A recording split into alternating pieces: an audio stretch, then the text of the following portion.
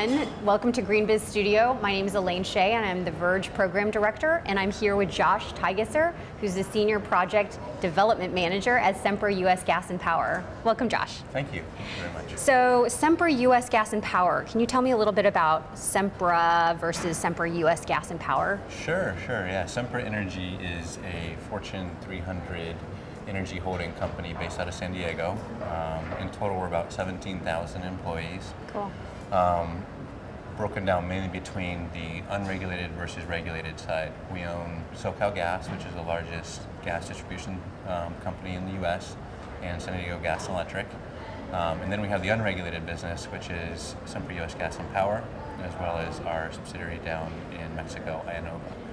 So Sempra U.S. Gas and Power, out of the 17,000 employees, represents about 400 to 600 employees, so pretty small overall compared to Sempra Energy. Cool. So you guys are based in Southern California, but you do work in Hawaii. So tell me a little bit about, first, why are you doing work in Hawaii? Sure, great question. We're working in Hawaii mainly because Hawaii is a great market. They have an RPS target of 100%, which is very impressive. Right.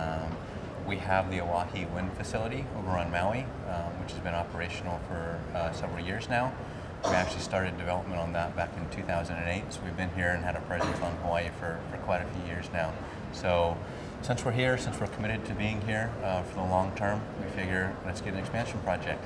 Cool, awesome. So tell me a little bit about some of the barriers, or how, well, what are the barriers that you're seeing in Hawaii specifically, given that they're islands and the transmission lines are disconnected and maybe some other things culturally? Right. What are you seeing? Yeah, there's definitely some challenges in Hawaii that you won't see elsewhere.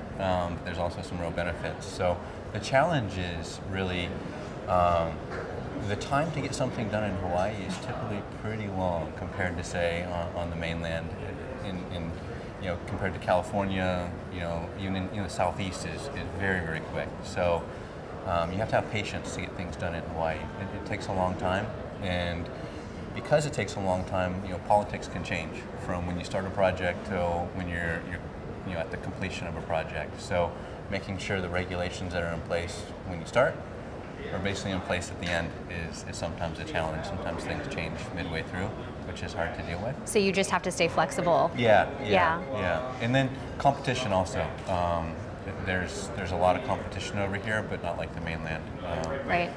So it's kind of, since we're established here, we feel we have a competitive advantage. Cool.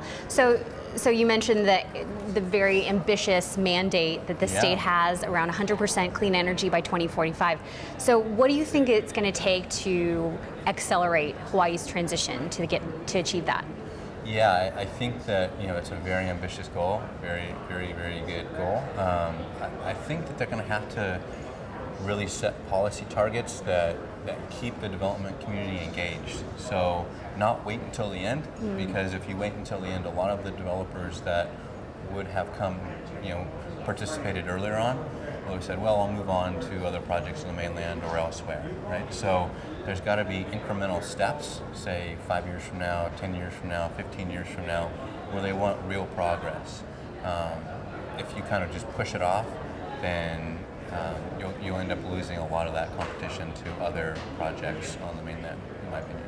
And then more competition creates more affordability then also. That's exactly right. Yeah, the more people you can get to bid on a project, the lower prices you're going to get, better for the ratepayer. So awesome, great. We're all for competition. It's a good thing. That's great. That's a very refreshing take then. Yeah. Well, thank you so much, Josh, for coming. Thank you.